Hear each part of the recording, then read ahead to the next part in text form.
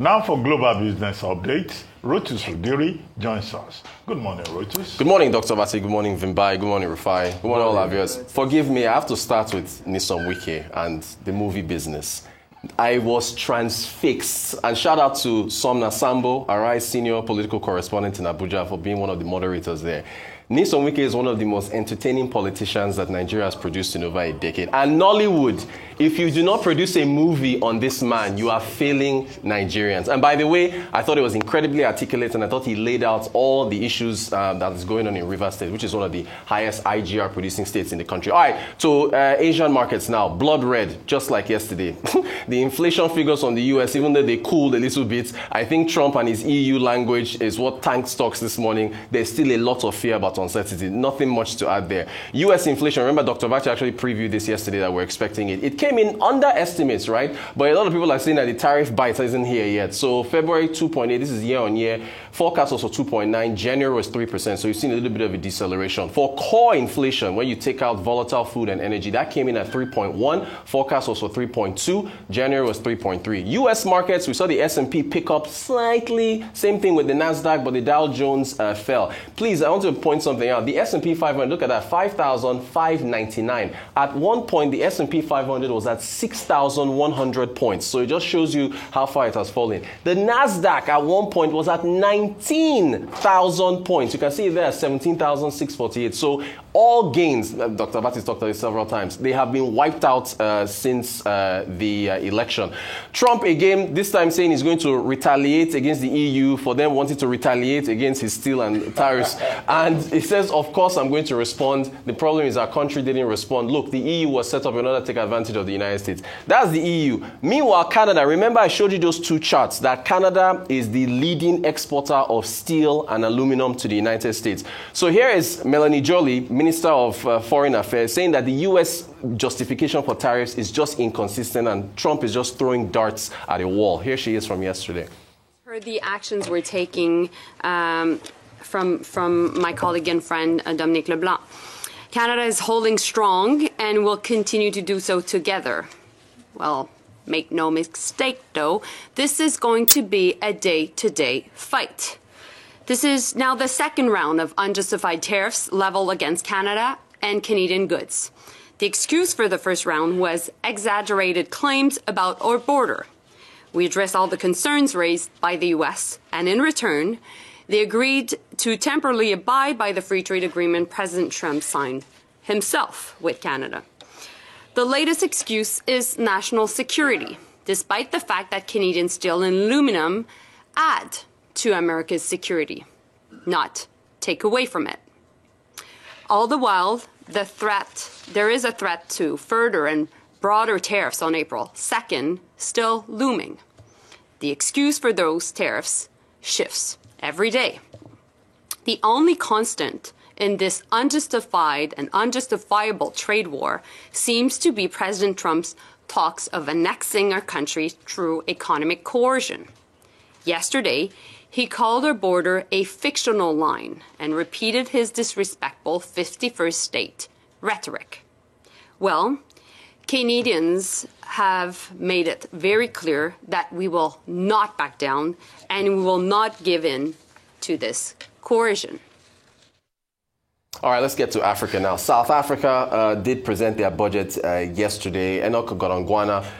There's a lot of highlights. I remember KPMG Arise News Budget Day. It took 4 hours just to go over Nigeria's budget, so I can't give you all the highlights. But a couple highlights here. South Africa wants to spend $54 billion on infrastructure over the next 3 years. So over R1 trillion. If you divide by 18.5 to the dollar, that is 18 billion rand, 2025, 2026, 2027. For comparison, Nigeria's entire budget is 36 billion. They are spending half, that's 18 billion a year over the next 3 years. One of the next other highlights, I think if you're wondering, 2.25 trillion rand. Their budget is over $100 billion, right, for the fiscal year. Now, if you go to the VAT, the value-added tax, remember we've had value-added tax discussions here in Nigeria, right? Initially, back in February, this budget was, pretty much put on hold because the Government of National Unity, which is now a coalition government. Remember, the ANC has lost its majority. They essentially rejected the increase in VAT, saying that it will have a disproportionate impact on the poor. I think they wanted to increase it by 2 percentage points, 1% in 2025, 1% in 2026. So they came back yesterday. Now it's a 0.5% increase effective May the 1st, and then another 0.5% increase effective April the 1st of 2026, taking VAT to 16%. They now said, okay, they will increase welfare transfers to the poor. They will also keep the fuel levy unchanged, and they will exempt more food items from that. And then another thing was, because the VAT is being reduced, that there are not going to be inflation adjusted wages for certain workers in order to make up for that shortfall. So there's a lot there. Even though I think the DU or DA, Democratic Alliance, is still saying that, look, this essentially the budget is still hanging in the balance, even with this change. To Nigeria, I think we've seen the front page of today's Day newspaper, Nigeria's newspaper of record. Lagos, $259 billion GDP. Again, using PPP though, purchasing. Exactly. So you have to using the purchasing power parity, which is supposed to, adjust for exchange rate fluctuations between different countries to keep things measured on a level playing field. This was at the Lagos Economic Development Update. Taiwo Oyedele was there. Shout out to Taiwo Oyedele, the chair of the Presidential Committee on Fiscal Policy and Tax Reform. He was at the Arise News KPMG Budget Day. We talked about taxes.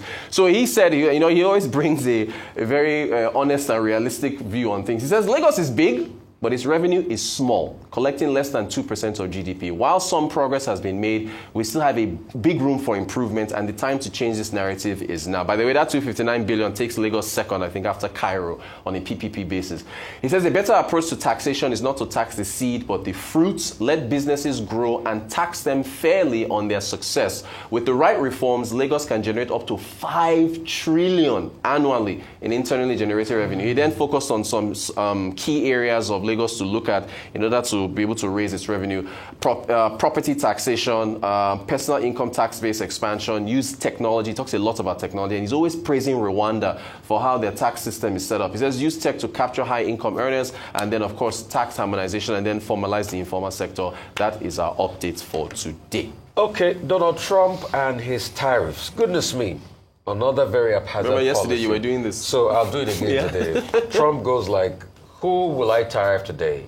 China, Russia, China, EU, Canada, pause, tariff, pause. Jesus Christ. It's confusion. This confusion is destroying the world market. And guess what it's also doing? People that automatically were going to lose elections is now emboldening them. Thank you. Look at Canada. The Liberals. Today, the Liberals, they are doing so well in the polls. They might win. Look at Sheinbaum of Mexico. Yeah. Her popularity ratings are sky high. Trump, thank you very much. Because you're a gift. You are like the legend of the phoenix. Canadians your gifts keeps on giving. Canadians they want their government to attack America even further. They want that electricity tariff back up. We are not surprised. Anyway, he had some reprieve. Wall Street had predicted that inflation was going to be about 2.9%. He got about 2.8% out. I think there was a 0.2 increase. Month on month. Yeah. But when you look at it, it's not that there's no inflation in America, but the rate at which inflation is going up is slowing down. The eggs crisis is still there. Most of these tariff things are not also kicked off. So when it kicks off, so you're going to have inflation that passes through because of the tariff system. And he is yet to address inflation. He doesn't want to talk about it. And definitely, you're also having massive job cuts as regards what he's doing to cut. And the reason why he's doing all those cuts is because he wants to get a leeway for tax cuts for his rich friends. That is it. The tax cuts are estimated to be about 11 trillion over a decade. So maybe on like 1 trillion tax cuts worth to be able to make the rich richer and to make the poor poorer. So for him, it's about him and his rich friends. That's why he turned the White House into a parking lot with Elon Musk. I'll play a video on that tomorrow. And advertise cars and all of that. So, I mean, you have these inconsistencies. This was a man that was gifted a very stable economy. One of, the economies that a lot of people wanted in the world post-COVID. And he's destroying it by himself. It's like a do-it-yourself destruction. Look at the markets today. And the part I'm very sad of, I was telling you Vimba yesterday, I sort of like prefer Trump 1.0. I think Trump 1.0 even cared about the markets. He was always talking about the markets. He was talking about the markets, but this now he doesn't care. He said he doesn't care about the markets care about the anymore. markets. So this one really scares me. I'm to a wit's end as regards this Trump on 2.0. I even prefer Trump on 1.0 to Trump on 2.0.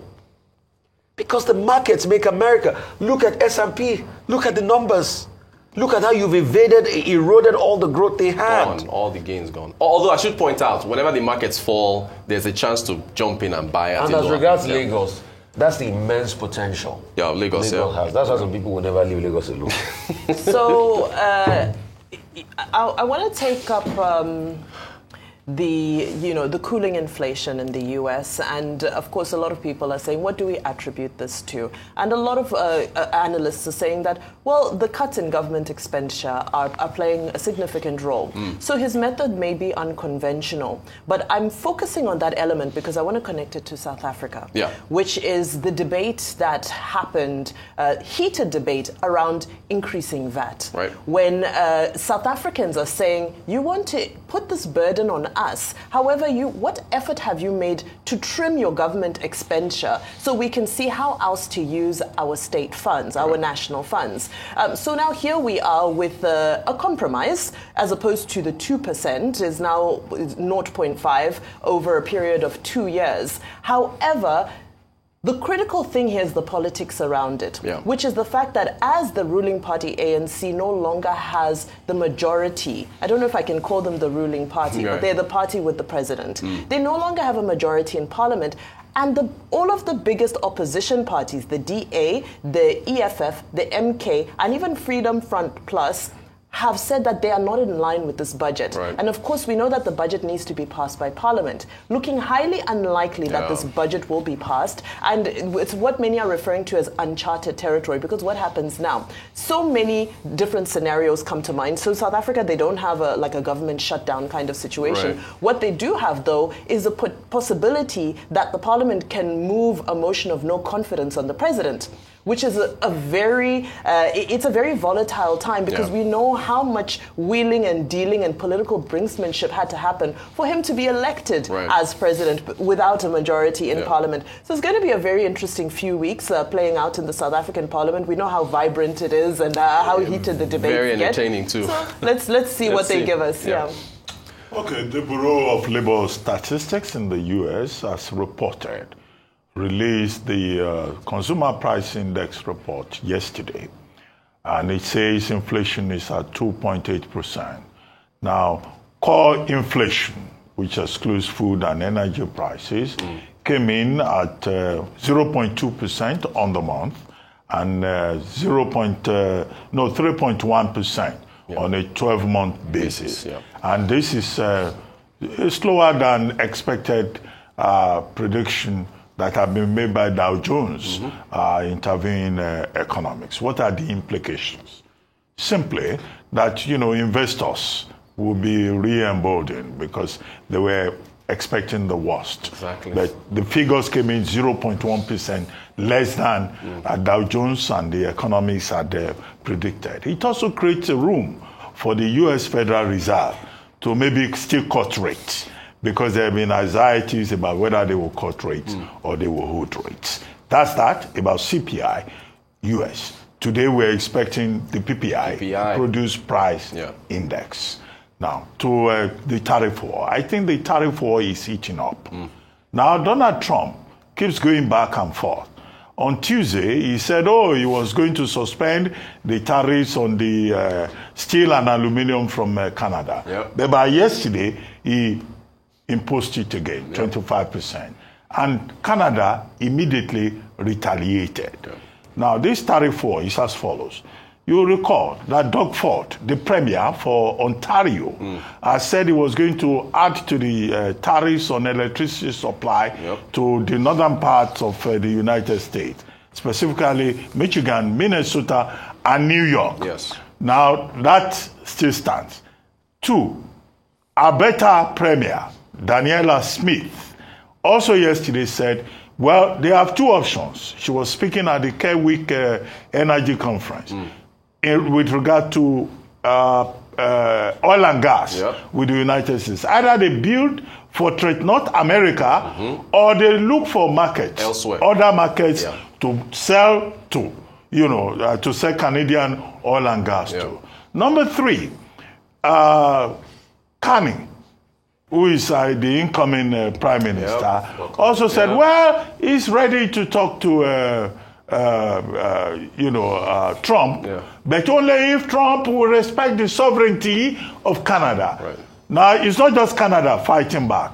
The European Union also yesterday took a decision to impose tariffs on about 26 billion worth of goods coming from the United States. Canada, over $20 billion. So that tariff war is a problem.